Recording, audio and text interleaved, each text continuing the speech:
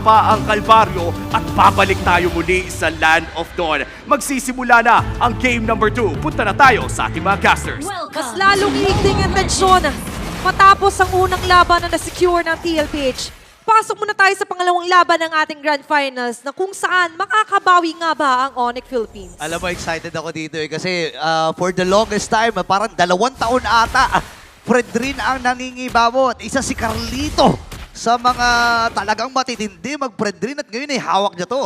Oo, matagal niyang in-adjust yan nung nanalo sila ng M-Series, naka-utility jungle si Cartesi. May konting sakit pa ng loob yun kasi sabi niya, gusto ko mag-assassin. Diba? At yung kanya namang katapat ngayon is going to be the Ling Assassin Jungle para kay King Kong. Let's talk about yung evolution nila as junglers Midnight. Nakilala natin even Cartesi na ngayon ay tila ba ready to put his life online para lang kumana yung whole, sabihin natin, plan nila. Oo, nagmamature na yung laro ni Cartesi rito na hindi na siya yung, usually siya yung for protect one. Siya yung pinoprotektahan, makapag-farm lang, bubuhat ng late game. Ngayon, inaalay niya na, pinapasa niya na yung responsibilidad kay Oheb, todo protekta. Kanina si Cartesi nung game number 1 sa Cringe ni Oheb. This time, he is still gonna be able to do that with his signature Fredrin. Yeah, yung very important dito yung connection pero ko-connect pa ang mga skills. Okay, revitalize gamit Episode Blade para dito kay King Kong. JD Boy pa rin! Oh my goodness! Abot naman ni King Kong. Naku, medyo nagiging greedy si King Kong dito. Atras muna siya. Nag-dive pa doon. Medyo napakapit ako doon sa akin. Yung paangat ng Fredrin, men! Yung sundot! Yung nasundot. Yung sinundot paakyat! Carl, sundot muna siya ngayon.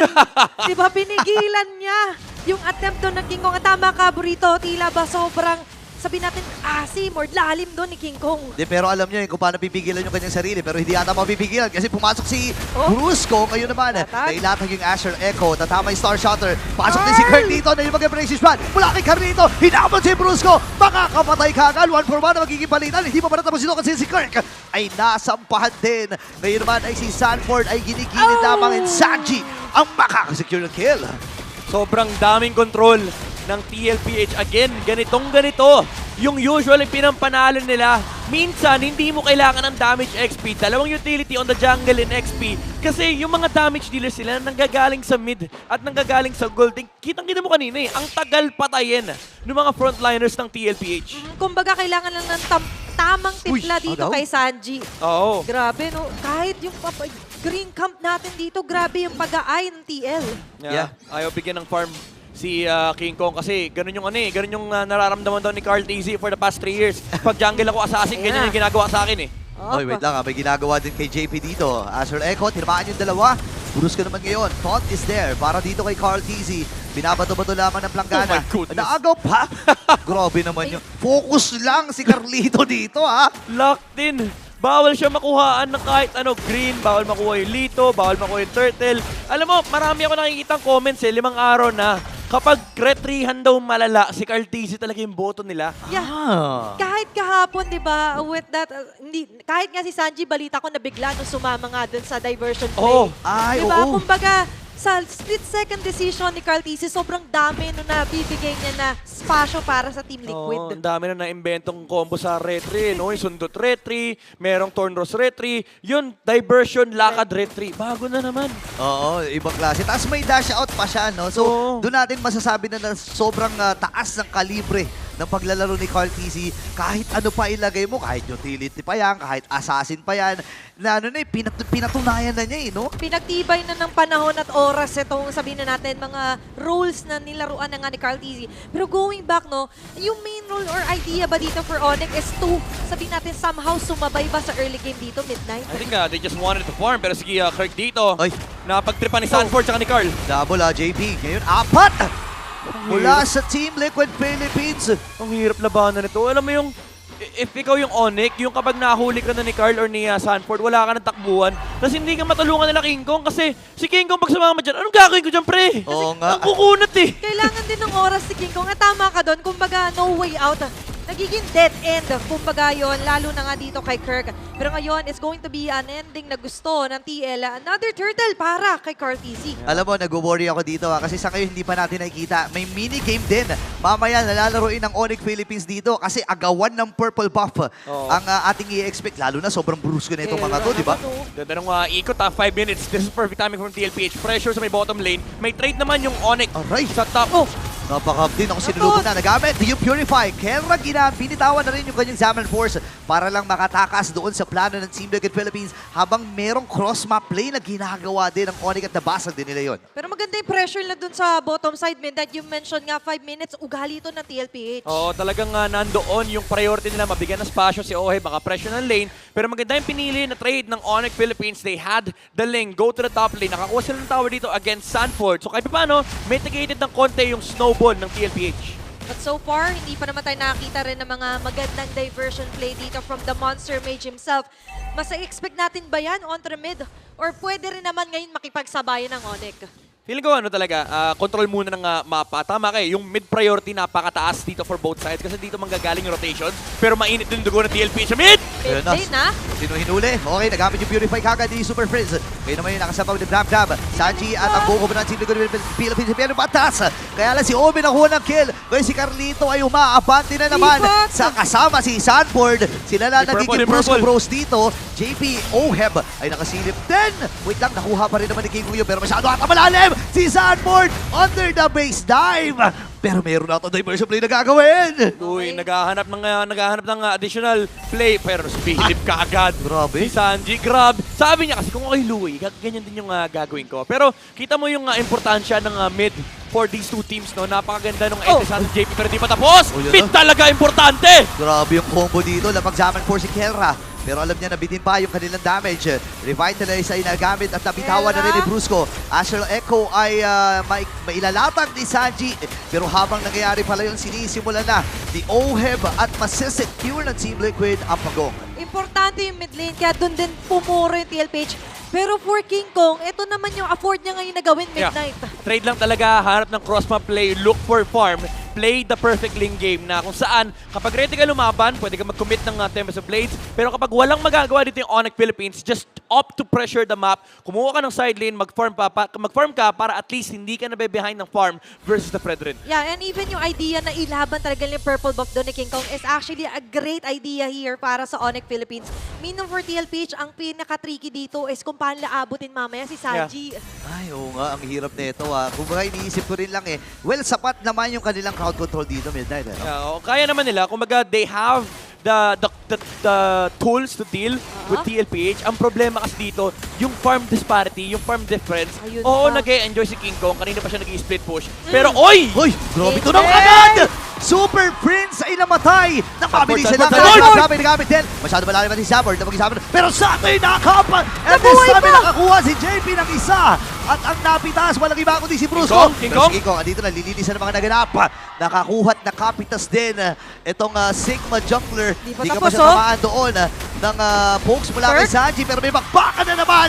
Naihatid kay Ohem. Wag ang baby Cards, cakes cards, ko. Hashtag wag ang baby cakes ko. Grabe no, 3-4-2. At sa hinaba-haba nung clash na buhay na si Prince. Oo, ang daming skirmishes na nabubuo dito. And even si King Kong, may sarili siyang laban. Pero again, no, do take note, kanina pa nag-split po si King Kong, nakangiti naman yung lane kasi nakakuha siya ng farm. Pero ang pinakamalungkot dito, ang naiipit si Kelra. Look at the gold. Yung difference nilang dalawa, 2,000 gold. Yun Wow. lamang ni Oheb over Kelra. Even though nakakapag-participate naman si Kelra sa farm, hindi siya allowed mag-farm. Kasi yung mga minions na pupunta kay King Kong, samantala sa TLPH, si Carteezy, pinapakain niya sa baby cakes niya. Iba talaga pag naaalagaan na mabuti, nag-grow. Tama. Diba? Nakita natin yung grow dito ni Oheb. Pasensya na po. Pero nakita natin for Oheb as well na kumbaga yung maturity nga sa laro ni Carteezy. Sabihin man natin lagi niyang hinahain yung sarili niya, but take note, hindi rin naman siya namamatay. Oo, kumbaga, tamang disiplina, tamang pagbibigay, and tamang paggampan dito sa kanyang responsibilidad. And syempre ngayon, with TLPH, Lord ang hinahanap nila dito para makuha nila yung mapa Yeah. muli. Ay. Naghahanap ng window dito si Kirk. Habang si Brusco naman, maganda yung box out ni Sanford. Kirk doon sa pinakagilid. Ang bilis nito, pero magdidesisyon nata Kelra, ang Super Kelra. Fam. Nailaban, Jamie ang baba ng buhay. Papasok si King Kong dito. At si Oheb ang pinupundiri at Tempest yung play. Flicker naman nagamit, pero inabutan pa rin. Ay, naku! Ni King Kong at ang Sigma Jungler ay nakadalawa. Sanford ngayon pinupulutan ng dalawa doon sa likuran. Ang Kong! makatutumba. Ngayon mag-isa na lang si Sanji. At napakaganda no para sa Onyx. Magandang turn para sa Super Family and nakita ni King Kong yung opportunity to jump on the back line. Naghiwalay. Yung Oo. Baby Kicks duo hindi na protektahan ni Carl TZ. Naging Yung kanilang LDR. Granger. Diba? And that's the idea, Midnight. Sinabi mo nga, kailangan paghiwalay nila yung duo na yon habang yung connection naman nila ni Oh, Kelra JP. na-activate! Wait lang ha, laatras muna si King Kong pero matagumpay ang pagbasag ng Torre sa itaas. Ngayon yung mga sentry ay pinop na rin. Naghahabol ang Team Liquid Philippines. Okay. Buhay na rin lahat sila and yung Lord ay nasa may bandang ibaba. Yeah, medyo na-tunnel vision doon yung TLPH. After taking down the Lord, Carl TZ went in. Nakipagsuntukan siya kay Kirk. Ang problema si Kelra, pinuntahan yung kaliwang side, yung left flank ng TLPH, and then nakahanap ng backside entry yung Ling. Napaghiwalay nila, again, yung Baby Kicks duo, walang kaya promotekta kay Oheb at that point. And now, Onyx Philippines, they take the map back. Yeah, very fluid yung naging sabihin na natin formation doon na King Kong na Kelra. Sanabi nga natin, pinaghati nila yung pwersa nila, divide and conquering members of Team Liquid. Pero Midnight, the triple kill somehow doon, hindi lang basta napangiti si King Kong, mas lalo pa siyang napahalakhat. Oo, kasi ano to late game yung habol ng Onyx Philippines. As long as scale yung hero ni Kelra at ni King Kong, they will always have the advantage pagdating sa team fight kasi yung damage output ay overwhelming para sa Brusco. Hapde ngayon ay Aray! taan! Diversion. Oh, Heaven Sandy connection, ladies and gentlemen. Pero sakto lang yung diversion para makatakas din ang Onyx Philippines sa planong rundown ng TL. Medyo malalim yung pwesto ni Brusco doon. Knowing na may nagde-defend sa may bottom lane kasi may Lord na pumasok, Brusco was caught off guard by TLPH. Fortunately for Onyx, may mga holy defense pa naman. So kahit paano, medyo mapapatagal pa yung game na to. And King Kong, again, play the perfect lane game. Look for the trades, look on the side lanes, pressure the map. And as long as hindi naman siya basta-basta naaabot or napapatay, Oy, gusto oy, niya oy, pa- oy, oy, oy, oy. nakikita naman siya ni Carl TZ. Nakakakilig pala makita na magkasalubungan si Cartesi Oo. at saka si King Kong. Oh. Tapos naka-utility si Carl, no? Parang, boy, kung ako yung link, gagawin ko rin yan. Diba? Alam ko saan ka magpa-farm, alam ko saan ka nakapwesto. And ano kasi, di ba, nakuha yung purple kanina. Sabi ni Carl, boy, may purple pa ako. Patayin niyo yung malaki, iwan niyo yung maliit, para walang purple buff si King Kong. Diba? And that's the idea talaga ngayon na nilalaban niya sa mind games ng TLPH dito yung Onyx. 9-8 ang ating current kill score. Around 2 clashes, pumantay yung pabor dito sa pagkabilang kupunan Midnight. Oo. Medyo nag-build si Carl ng Blade Armor. Just to mitigate the physical damage galing dito kay King Kong and Kirk. Usually kasi yung mga binibili ng mga tank junglers no, is yung Assault Kiras. Para at least yung percentage-based damage ay bumababa. And even si Sanford naka-Blade Armor. But I think ang reason dito is ito kasi yung pinakamataas na physical defense na makukuha nila ngayon. And then susunod pa rito yung Assault Kiras. And all that they can muna para makadepensa talaga. It's all about surviving kasi sa dive na meron dito yung TLPH. Pero kung sa dive, kahit si Sanji, pasulong aglagi yung atake ng Novaria niya. Oh, wait lang. Speaking of atake, umaatake ang TL. 18k yung buhay Walang glue, ng Lord. Alam nila na walang glue. 4v5 ang magiging laban. Brusco at ang buong kubanan ng Onyx Philippines. Pumipwesto lamang dun sa right Yeah. mid bush at nag-aabang.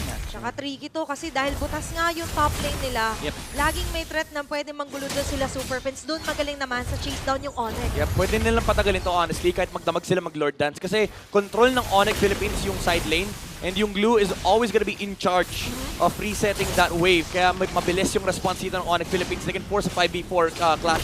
Kaso wala yung glue dito. Pwede mag-dive in ng Onyx. Nilatagyan siya Lumaban, Neko. lumaban! Uy, ang baba ng buhay ni Brusco ngayon na si Carl TZ. Ay, naku po!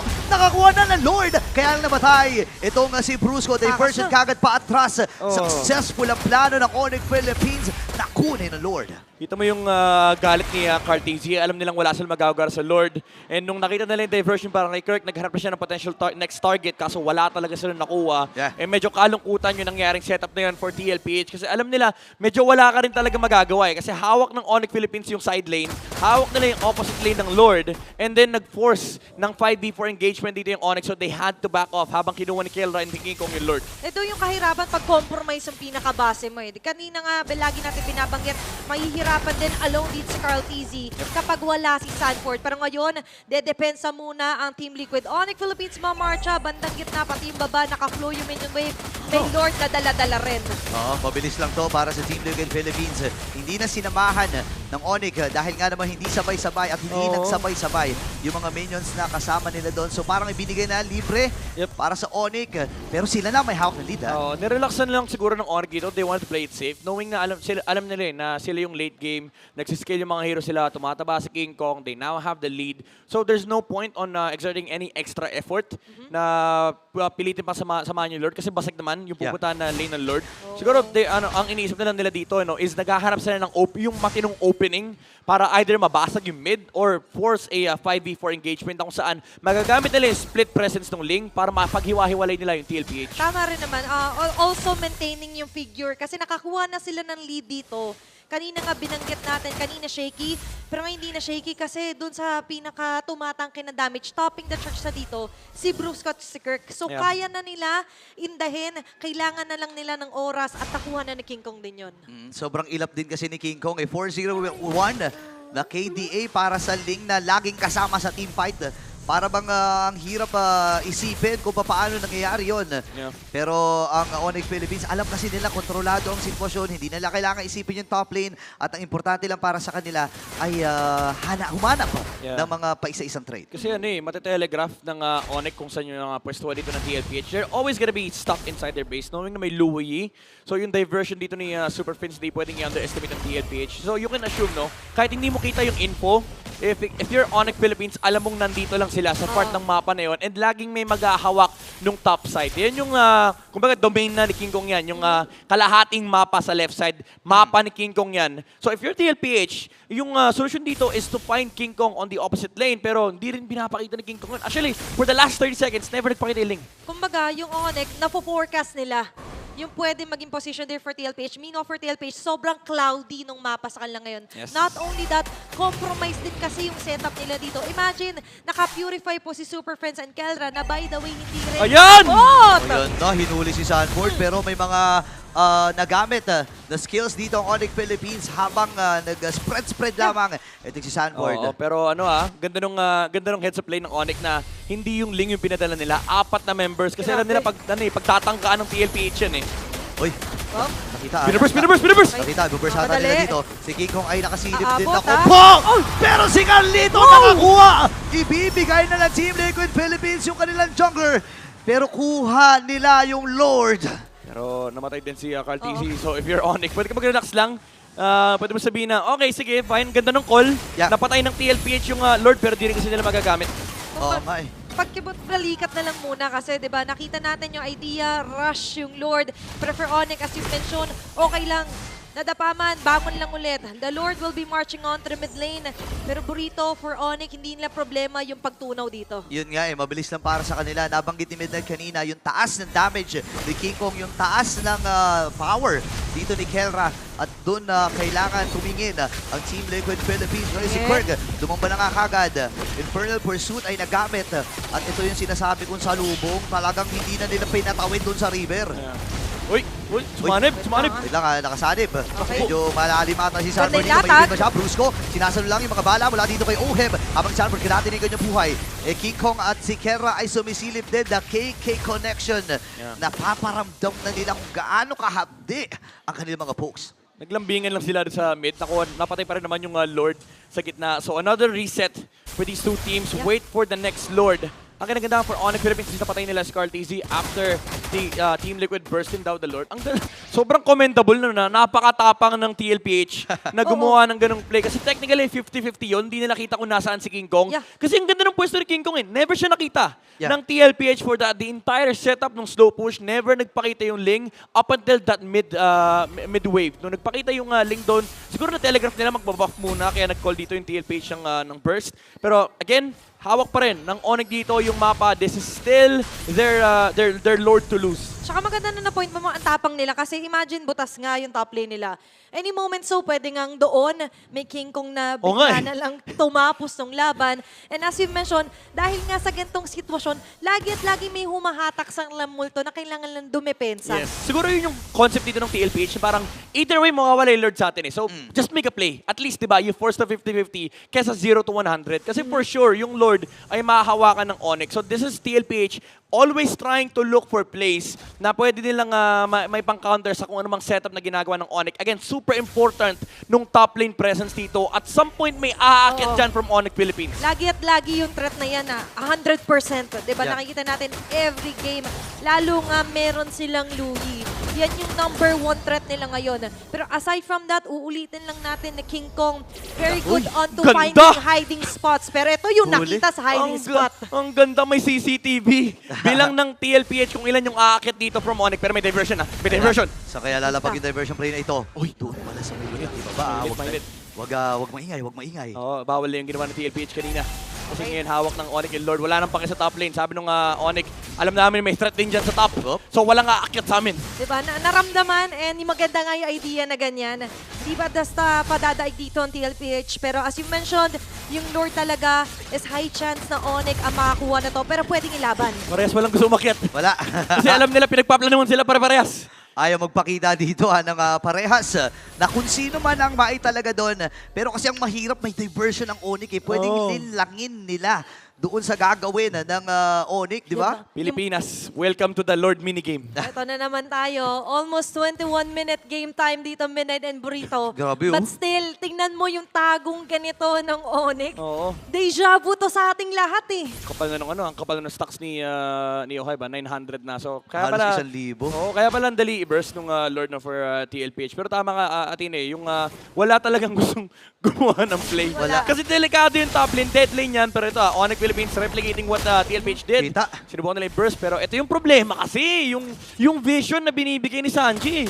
Yun yung malaking bagay if ever hindi man nila lagi at lagi makikita sa King Kong pero enough na makita niya yung ibang member. Oy! Praise! Hindi nila nakita sa gilid si Kera at si Super Prince. Naman din nakakit si Goal! Onyx ngayon. Naghahabol ang Onyx Philippines. Si King Kong ay sinisilip na kung sino magiging target. Si Carlito ata. That's Pwede it. mo sa play na gamit. Mamamatay si Carlito. Antonio Chinami Slam. Pang-control lang sana. Pero si Kera ay nagwawala na. Tatlong That's tutok it. pa.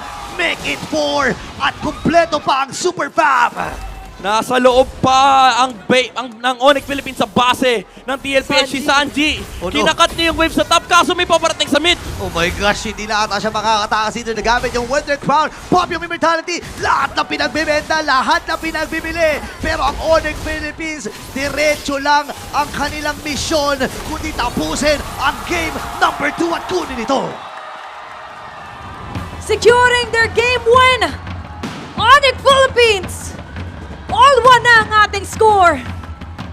Binato yung vision nung Novaria, nawala yung CCTV and hindi nasilip yung play mula kay Super Prince.